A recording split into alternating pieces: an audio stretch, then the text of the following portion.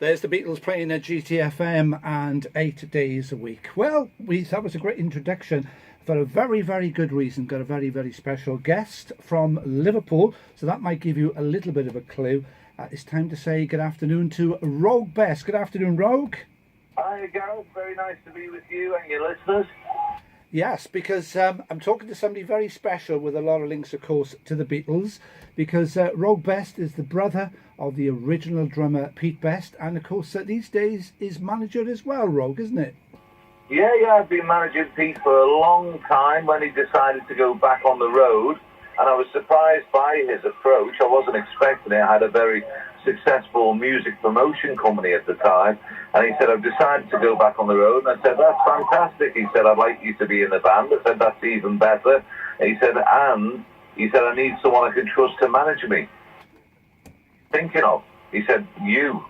So I went, yeah, great. I'd be honoured. What a fantastic opportunity for a young man. I was in my mid-20s then. I couldn't believe it. Yeah. So I was going to say, you obviously play drums as well in Roag, do you? Yeah, two drummers in the band.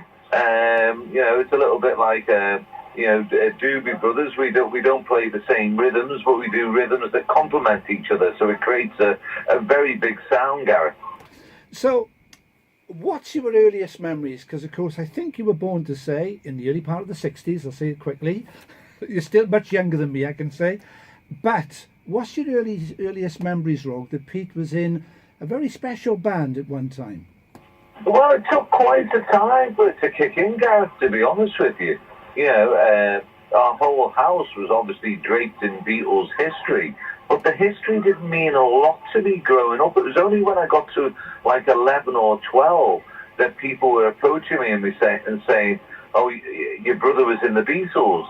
Your dad was the roadie for the Beatles. Your dad's the managing director of Apple.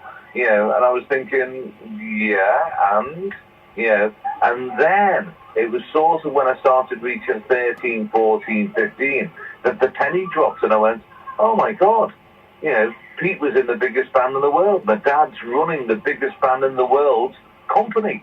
This is huge. But until between 11 and 14, 15, I was just looking at people thinking, what? I didn't really get it. And I think it was because I was too close to the subject matter. Yes, that's right. Yeah. Now, you mentioned your dad. Of course, he was, well, can we call him the fifth? I mean, people over the years have called George Best the fifth Beatle, but really, it was your dad who was officially the fifth Beatle, wasn't he, Roag? Well, I think I would like to, I've said this to people before, Gareth, and my dad has been given that title of the fifth Beatle, but for me, I think the only people that can be titled with being a Beatle are members of the Beatles, of which there was 6. There was John, number 1, Paul, number 2, George, number 3, Stuart Sutcliffe, number 4, Pete, number 5, Ringo, number 6, and I like to say that my dad was the 7th Beatle. That's being honest, yeah. And of course, your dad did such a fantastic job with him, didn't he, for many, many years? Well, for most of the years, wasn't he involved? Yeah, well, he started off roadieing for them, as I mentioned earlier, when we were talking before we went live. They came back from Hamburg. Our mother, Mona Best, was handling the bookings for them, and she'd filled a diary. There was 3 months worth, of work there. The problem was that Hamburg had been a residency. These shows were all over Liverpool. They didn't have any transport. My dad was a Casbah member at the time and a close friend of Pete's. And Pete said to Neil, my dad, do you fancy driving the group? He actually said, well, I'd love to, but I haven't got a van. I've got no money to buy a van. My job's so badly paid, no one will lend me any money. But if we can get past those little issues, I'm your man.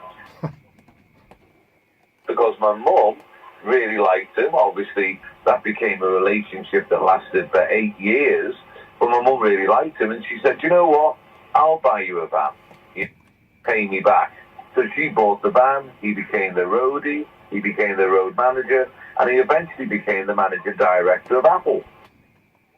Which is a fantastic achievement, isn't it? Now, did you ever meet any of the shall we say the four Beatles that went on to have that great success?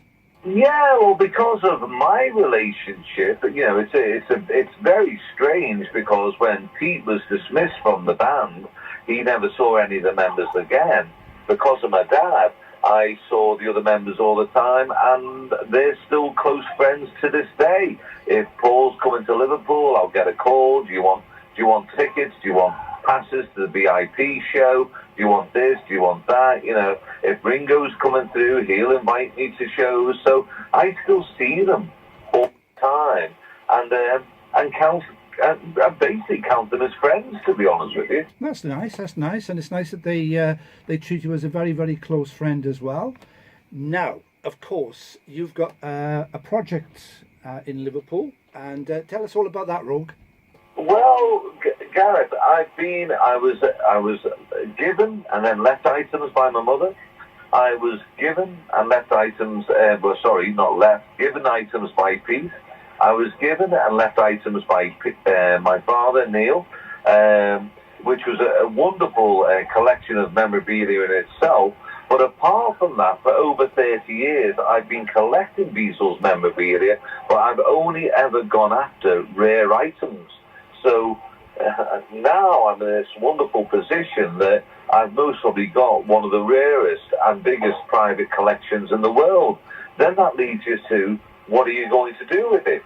So for 10 years, I've been trying to get a Beatles museum off the ground. And obviously a home for that museum, for me, would be in Mathew Street. The problem I had was, Mathew Street is obviously the main street in Liverpool. It's the main real estate. It's the busiest street in Liverpool. And it's very, very hard to get a building there because anyone who's got a building doesn't want to sell.